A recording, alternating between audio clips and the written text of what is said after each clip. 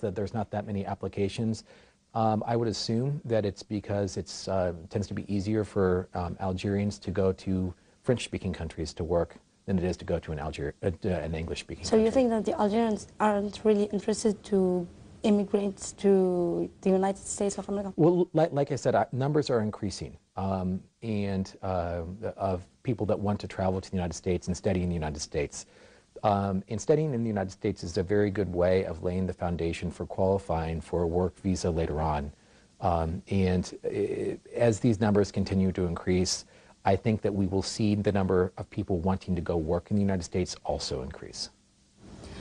For Algerian citizens who want to have a visa appointment here at the U.S. Embassy, there is a lot of procedures. Many Algerians complain about these procedures, and they say that it's not really easy compared to French or. Yes. Other. Yeah. No. It's true. Our application is complicated, and it asks for a lot of information. We are attempting to make this more simple. Since I arrived here in July, we have redone the websites completely and are putting up more information and translating everything over into French and Arabic as well. There is a certain step right now that people seem to be confused about, and that is right now you need to fill out your DS-160 application first, and then you have to create a profile online. This profile is very important because it allows us to return visas quickly to people and for free. And people are confused about actually creating the profile.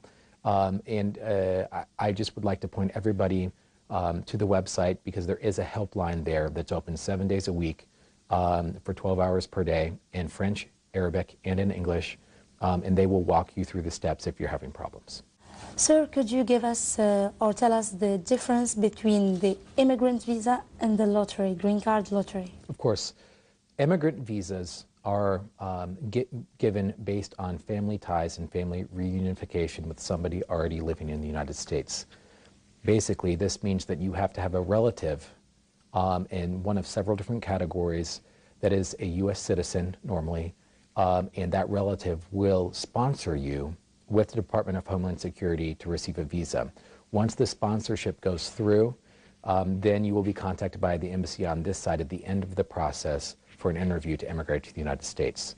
A diversity visa is different because you don't have to have any ties with the United States to qualify for a diversity visa. Algeria is in a very unique position because the size of the Algerian population living in the United States already is relatively small.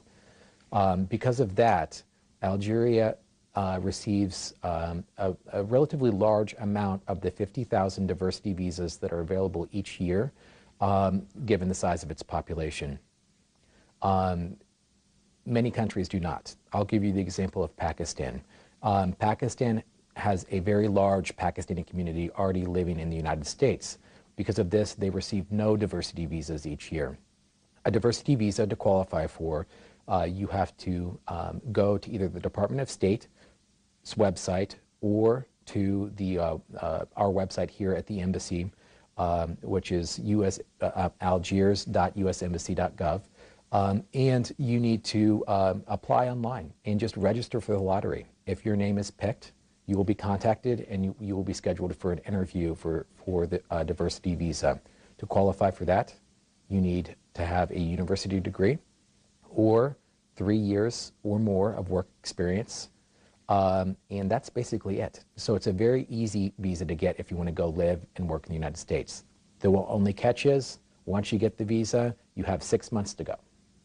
Sir, we were talking about the students. So when an Algerian student gets an admission from a university in the United States of America, what are the procedures that he have or she have to follow here at the U.S. Embassy to get a student visa? Okay, so getting admitted to a qualified university within the United States or college is the first step to getting a student visa.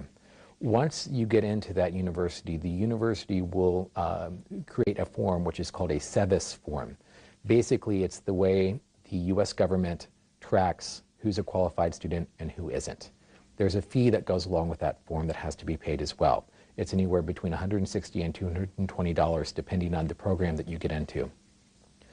Once those two things are completed, the process is very simple. Again, you go to our website and you fill out an application for a student visa, and then you appear for an interview. And during that interview, the applicant will be asked questions, the student will be asked questions to verify their intent to study in the United States, and also verify that they have enough money to successfully complete those studies in the United States without needing to work. Okay. We were talking about the interviews. There is many of Algerians who complain about the way that the interviews goes on. What you would say Well, about that? first off, I would say, tell all Algerians, you're in good company. Many people all around the world complain about how the interviews go.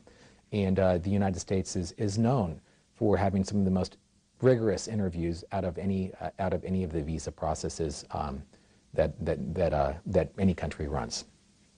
And this is based on a variety of factors.